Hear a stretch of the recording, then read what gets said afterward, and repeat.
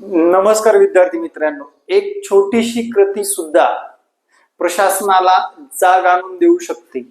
सगळ्यात महत्वाचं म्हणजे या परीक्षेसाठी म्हणजे महा टीईटी एक्झाम साठी शिक्षक सुद्धा आहेत आणि विद्यार्थी सुद्धा आहेत, जे की भविष्य शिक्षक भरतीमध्ये आपलं उज्ज्वल भविष्य आजमावणारे विद्यार्थी सुद्धा आहेत. पण या छोट्याशा कृतीमुळे तुम्हाला आगामी काळात होणाऱ्या शिक्षक भरतीमध्ये सहभागी होता येणार आहे. तसेच तुम्हाला पदोन्नतीसाठी सुद्धा या गोष्टी उपयोगात पडणार आहेत किंवा तुम्हाला भविष्यामध्ये केंद्र प्रमुख परीक्षा द्यायची त्याच्यासाठी सुद्धा उपयोगी पडणार आहे.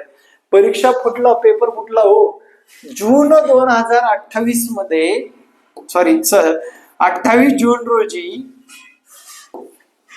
पेपर फुटला. 28 जून 2026 या दिवशी पेपर फुटला. आजच्या डेटला जर म्हटलं, आज 3 ऑगस्ट आहे, जवळपास 1 महिना उलटून गेला. या MSc च्या महाराष्ट्र परिषदेच्या माध्यमातून परीक्षा कशी घेणार आहे, परीक्षा कोणत्या पद्धतीने होणार आहे, ऑनलाईन का ऑफलाईन, परीक्षेमधला सिलेबस डिक्लेअर नाही, कोणतीही गोष्ट नाही, स्ट्रॅटेजी डिक्लेअर नाही. तुमची एक छोटीशी कृती सर्वांनीच करायची, मी स्वतः सुद्धा केली आहे, तुम्ही सुद्धा करायची. एक छोटीशी कृती म्हणजे काय करायचंय, ही वेबसाईट आहे, तुम्हाला माहित आहे. महाराष्ट्र परीक्षा परिषदेच्या वेबसाईटवर जाऊन हा हेल्पलाईन नंबरवर जायचं. हेल्पलाईन नंबरवर त्यांना कॉल करा, जमत नसेल तर मेसेज करा. इथे 2 ठिकाणी बघा, सकाळच्या 10 वाजल्यापासून ते संध्याकाळच्या 6 वाजेपर्यंत, मंडे पासून ते फ्रायडे पर्यंत. सर आमची परीक्षा कधी होणार आहे, पहिला प्रश्न असेल. सर आमच्या परीक्षेचं पॅटर्न काय असणार आहे, दुसरा प्रश्न असेल. आमच्या परीक्षेसाठी आम्हाला खऱ्या अर्थाने महाराष्ट्र परीक्षा परिषद प्रश्न काढणार आहे का, मागच्या पेपरचा आढावा घेऊन प्रश्न काढणार आहे का, हे प्रश्न कोण विचारले पाहिजे, विद्यार्थ्यांनी विचारले पाहिजे. लक्षात ठेवा, मी स्वतः तर प्रयत्न करतच आहे, विद्यार्थ्यांनी सुद्धा करणं आवश्यक आहे. यापूर्वीच्या एका व्हिडिओमध्ये सुद्धा आमच्या एका शिक्षक मित्रांनी, मित्र विद्यार्थी तेच म्हणता येईल, आमच्या क्लासला असणाऱ्या शिक्षकांनी सुद्धा हा प्रयत्न कसोशीने केलेला आहे. काही राजकीय पुढाऱ्याला सुद्धा सुचवलेला आहे. शिक्षण मंत्र्यापर्यंत हा विषय गेला पाहिजे. कारण जर समजा ऑनलाईन एक्झाम घेतली तर आमचे शिक्षक वर्ग जवळपास अभ्यासामधला, कम्प्युटर मधलं जे काही साक्षरपणा आहे त्यातला गॅप असणार आहे. लक्षात ठेवा. आणि त्यातला गॅप जो काय आहे त्याच्यामुळे त्यांना बॅरियर्स येऊ शकतात.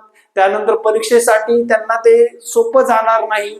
त्यासाठी तुम्हाला प्रयत्न करणं गरजेचं आहे. या हेल्पलाईन नंबरवर 020 29 70 93 96 020 29 70 96 17 या संपर्क क्रमांकावर वारंवार संपर्क साधून परीक्षा कधी होणार, परीक्षेचा अपडेट कधी मिळणार हे आपण करणं गरजेचं आहे. छोटीशी कृती आहे, दिवसभरातला 2 मिनिटं वेळ देऊन तुम्ही ही कृती करणं गरजेचं आहे मित्रांनो, जेणेकरून याच्यामध्ये विद्यार्थी असणाऱ्या विद्यार्थ्यांचा वेळ वाया जाणार नाही, वय वाढणार नाही. शिक्षक भरतीसाठी ही परीक्षा फार महत्वाची आहे, आपल्याला माहितच आहे. शिक्षक भरतीसाठी आपल्याला ही परीक्षा पास करणं तेवढंच महत्वाचं आहे. जर या परीक्षेचा पॅटर्न चेंज झाला, या परीक्षेला दुसऱ्या श्रेयस्थ व्यक्तीने घेतलं तर किती नुकसान होऊ शकतं हे आपण आजमावून आहोत, विचार करून आहोत. परीक्षा तर देणं महत्वाचं आहे. परीक्षा दिल्याशिवाय आपल्याला पुढे जाता येणार नाही. शिक्षकांना पदोन्नत्या मिळणार नाहीत, केंद्र प्रमुख साठी फायदा होणार नाही. इथं अधिकाऱ्यांचं काहीच नुकसान होणार नाही. कुठला अधिकारी सस्पेंड झाला नाही, कुठला काही बदली झालेली नाही. लक्षात ठेवा, किती चाललंय काय महाराष्ट्रामध्ये हेच कळत नाही. आणि आवाज जर तुम्ही दाबून ठेवलात, हा व्हिडिओ सर्वांपर्यंत पोहोचवा मित्रांनो.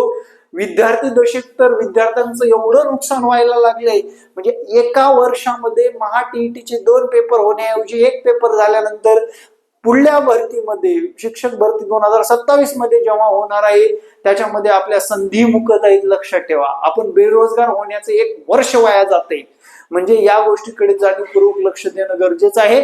या गोष्टीवर काम करणं गरजेचं आहे. या गोष्टीसाठी निवेदन देणं गरजेचं आहे. मी स्वतः सुद्धा महाराष्ट्र परीक्षा परिषदेला मेल सुद्धा केलाय, कॉल सुद्धा केलाय, पण लवकरच मिळणार अपडेट असं. पण प्रत्येकाने केलं तर तिथे काय होणार आहे, भविष्य घडणार आहे. एक जण उपोषणाला बसून काही होत नाही, एक जण उपोषणाला एकच दिसतो तिथे, पण सपोर्ट करणारी अख्खी सिस्टीम गायब असते. संघटनेमधले लोक नसतं, कुणीही नसतं. त्यावेळेस स्वतःचा आवाज हा सोशल मीडियाच्या माध्यमातून उठवणं गरजेचं आहे.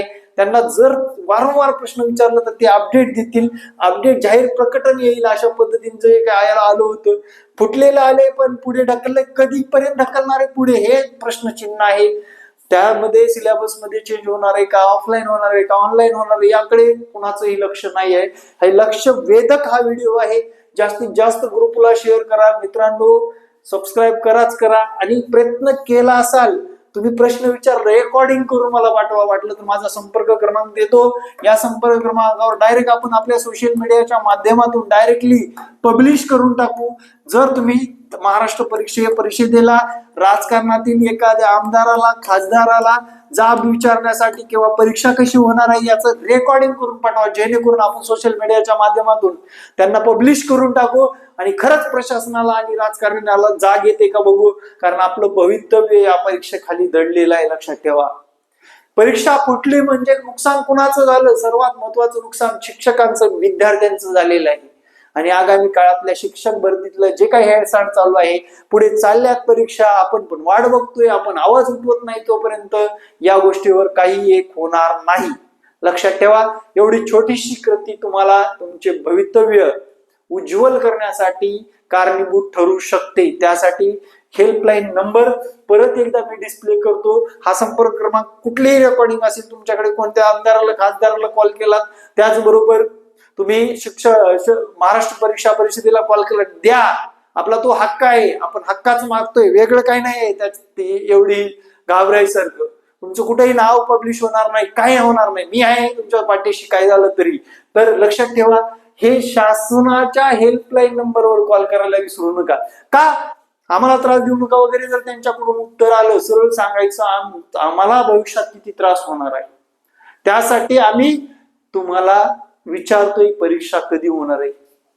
कारण परीक्षा कुठली हो, महाराष्ट्रातला एकही व्यक्ती अजूनपर्यंत अटक झालेला नाही. सगळे ते बाहेरचे आलते, भाजीपाला घेऊन बसले होते, जसं पेपर घेऊन बसलेत आणि ओरडू सांगत होते का. प्रश्नचिन्ह आहे हो. तुमचं मत काय आहे मला कमेंट मध्ये नोंदवायला विसरू नका. खरं सांगतो, विद्यार्थ्यांची तळमळ आहे म्हणून हा व्हिडिओ बनवलेला आहे. जास्तीत जास्त शेअर करा आणि विशेष म्हणजे सबस्क्राईब करून ठेवा, जेणेकरून तुम्हाला येणारे प्रत्येक अपडेट मिळून जाते. जय महाराष्ट्र. धन्यवाद मित्रांनो.